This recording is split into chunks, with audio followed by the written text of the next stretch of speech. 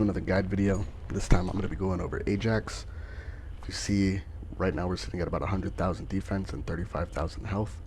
This is going to be for the Immortal version of the build, and then secondly we're going to go over what I'm working on in that second video is a walk the tightrope build. Essentially it can increase weapon damage up to about 45 to 50%, but we'll go over that in a little bit. First, let's talk about this one. We're running body enhancement. This is fantastic. It increases our defense and shield proportionally to our max HP. We're using increased HP, spear and shield for some more defense, weighing the scales for some shield, time distribution for more HP, increased defense, more HP, more shield, and finally more HP. And then we got a fantastic sustain in HP collector, allows us to heal up whenever we're killing something every 2 seconds. Makes it just impossible for us to die unless we are actually trying very extremely hard to die. And as you saw in the video previously, even our shields can last the entire uptime. If you wanted to, you can throw on another cooldown mod, so that way you can make sure that the duration and the cooldown align better. As you saw in the video, it kind of went down a little bit before the actual cooldown was off. So if you wanted to add like nimble fingers on here or something, you can guarantee 100% uptime. But I'm not too worried about it. There's so much health, it's just not very necessary. Instead, I'd rather throw something like shot focus in here, which I'll talk about in a little bit. But going on to the other build that I have, like I said, it's going to be a walk a tightrope build. If we look here, I'm sitting at 1 health with 18,707 shields. I try to show a little bit in the video that this is a little bit buggy at the moment. Either it's not supposed to be a valid interaction, or it's just not set up in the system correctly where it reads the stats, which could be due to body enhancement only being active outside of Albion. Whenever we're in Albion, body enhancement for some reason isn't active, and so when we go into void intercepts, it just sometimes seems to bug out, which is why you saw me unequip and re-equip my mods multiple times, because typically we're only sitting at about 2,625 shields, right? If I go and I throw on overwhelming shield by itself, we're sitting at about 4,000 shields, which is terrible. It's not good at all. We equip these opposite. Actually, before I even do that, if we equip body enhancement now with all of that, see how the shields don't go up at all, which is what I was trying to show. That's why it's imperative that if you're using this build, you have to equip them in a certain order, which is going to be body enhancement, because now our shields go up to 17,000, and then overwhelming shield to put us down to, it puts us down to 1 health, as well as making sure that we still have a ton of shields left over, right? So something about this interaction isn't working properly. Like I said, it makes more sense in my head that it's an interaction that isn't supposed to exist due to how body enhancement works, since it should be proportional to our HP. It looks like after we die, like I showed in the video, it reads our max HP as being 1 rather than the original value of 20,000. So that interaction is a little bit broken, but there is a way around it, like I showed you, depending on how you equip your mods. And then shield collector, honestly, if this was leveled to max, starting at 3,000, but having a whole shield pool of 20,000 wouldn't be an issue. We can just kill some ads, heal up over time, and then next thing you know, we're at 10,000 shields, 18,000 shields, 20,000 shields, because we're just healing it over time with shield collector. It's not like we're taking a whole lot of damage to begin with due to the fact that we have so much defense. But as I was saying earlier, when we were looking at this setup, the only thing that I would be wanting to add to either of these builds is probably going to be shot focus. If we look over here at access info, shot focus is going to be a module combination. We can't actually farm this anywhere, so we have to combine at the module dude to be able to get it. It's the same for shield collector as well, actually. So you are entirely reliant on godly RNG to be able to get either of those, much less both of them. But once you get shield collector, the build is at least doable. Without shield collector, you're kind of just SOL, because you don't have any way to sustain yourself. You can't pick up health drops, you can't do nothing, since the only way for shields to recover is by regenerating.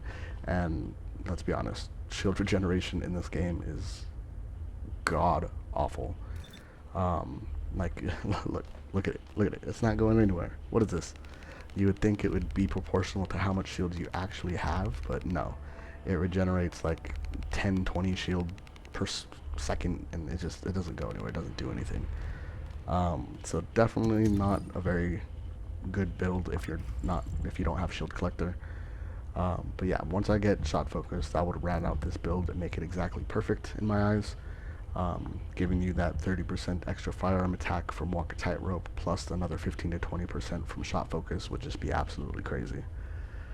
But yeah, I guess we'll see what happens. I mean, eventually, hopefully this gets fixed. I'll show you right now, matter of fact.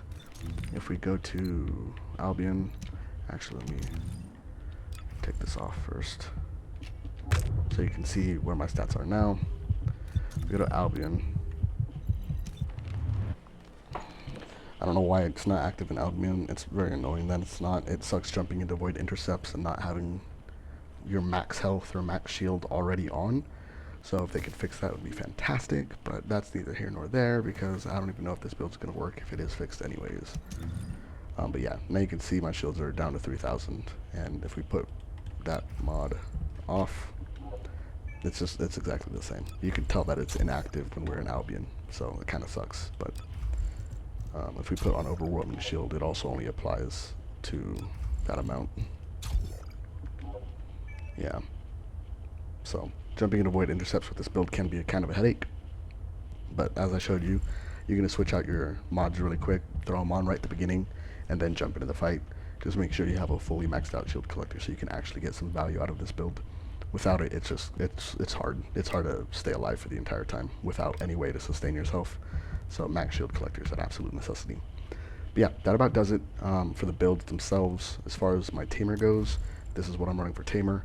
Action and reaction, rifle and reinforcement, a bunch of weak point stuff, fire rate, expanded weapon charge.